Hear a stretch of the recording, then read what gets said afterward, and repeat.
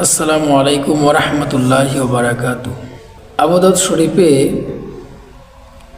একখানা হাদিস রয়েছে, যে হাদিসখানা হচ্ছে, আপনি আমার সন্তানকে কত বয়সের সময় তাদেরকে নামাজের জন্য তাগিদ দিব এবং নামাজের জন্য তাদেরকে আদেশ করব। এই হাদিসখানা আল্লাহর প্রিয় নবী সাল্লাল্লাহু আলাইহি সাল্লাম আবু দাউদ শরীফে ইরশাদ করেছেন। ক্বালান নবী সাল্লাল্লাহু আলাইহি সাল্লাম মুরু আওলাদুকুম বিসসালাতি ওয়া হুম আবনাউ সাবঈ সিনিন ওয়াদরিবুহুম আলাইহা ওয়া হুম আবনাউ আশরি সিনিন। আমার প্রিয় নবী সাল্লাল্লাহু আলাইহি সাল্লাম আবু দাউদ শরীফে ইরশাদ করেছেন, হে পৃথিবীর উম্মতেরা, তোমরা তোমাদের সন্তানকে 7 বছরের সময় নামাজের আদেশ করো এবং তাদের বয়স যখন 10 বছর হয়ে যায় তাদেরকে নামাজের জন্য আহ্বান করো।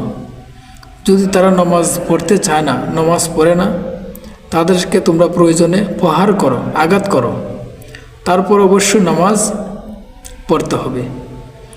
তো সম্মানিত দেশবাসী, আপনারা যারা আমার ভিডিওটি দেখতেছেন, আশা করি আপনারা বুঝতে পারতেছেন, আমরা প্রিয় নবী সাল্লাল্লাহু আলাইহি সাল্লাম বলেছেন, সন্তান যখন 7 বছর হবে তখন তাদেরকে নামাজের জন্য আহ্বান করতে হবে, নামাজ শিক্ষা দিতে হবে।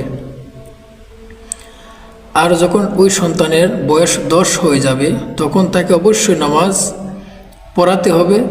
যদি সেই সন্তান নামাজ পড়তে চায় না, ওই সন্তানকে অবশ্যই প্রহার বা আঘাত করতে হবে। এই হাদিস দ্বারা আমাদের শিক্ষা করার প্রয়োজন যে আল্লাহ রাসূল সাল্লাল্লাহু আলাইহি সাল্লাম বলেছেন 7 বছরের কালো নামাজ সন্তানকে নামাজের জন্য আদেশ করতে হবে। আমরা যারা মুসল্লি রয়েছি, মুসলমান রয়েছি, প্রতি জুম্মাবারে আমরা যারা নামাজে আসি, অনেক সময় অনেকের শিশু কুলের বাচ্চারা, অবুঝ বাচ্চারা, যারা পাক নাপাক বুঝে না, নামাজ সম্পর্কে কোনো জ্ঞান তাদের নাই, মসজিদের পবিত্রতা সম্পর্কে তাদের কোনো ধারণা নাই, এই সমস্ত বাচ্চারা যারা মসজিদে নিয়ে আসেন, আমি আপনাদের কাছে অনুরোধ করব, আপনারা মসজিদ